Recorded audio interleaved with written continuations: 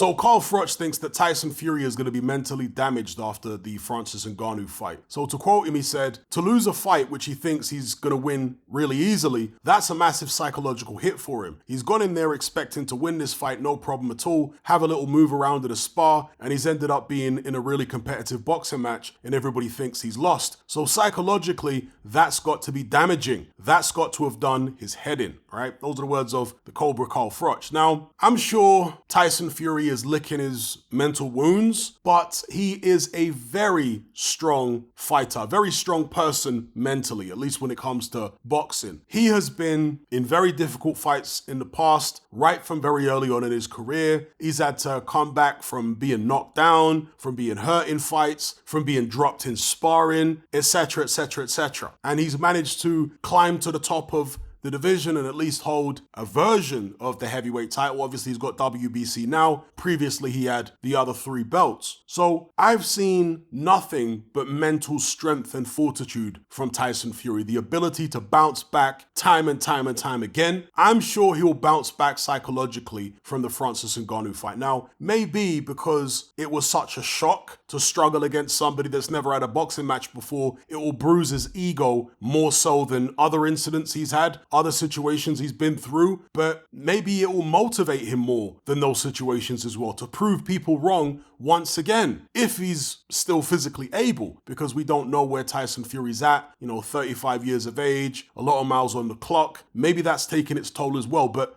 Carl Froch is specifically talking about the psychology. And I think Tyson Fury will be able to bounce back psychologically from the way that Francis Ngannou fight went down. I think he's just that type of character. He's naturally defiant and he's done it so many times. He's been to the well so many times. I don't see why he wouldn't be able to do it here. I think he will come back with a fierce determination against whoever he fights next, whether it's an Ngannou rematch, which I hope it isn't, because I want to see the undisputed fight. And if it's Alexander Usyk, I'm sure, again, that Tyson Fury will be back with a vengeance. Doesn't necessarily mean he'll win the fight, but I think we'll see a much better version of him, be in better shape, be lighter than he was against Francis Ngannou, and put up a much better effort, a much better display. So yeah, Carl Froch, obviously he's a fighter, he's seen things, he knows things, he's been through things. So I'm just offering a perspective of someone who hasn't fought a professional boxing match before, just someone who's observed Tyson Fury over the years. And for me, yeah, Fury's gonna have somewhat of a bruised ego, but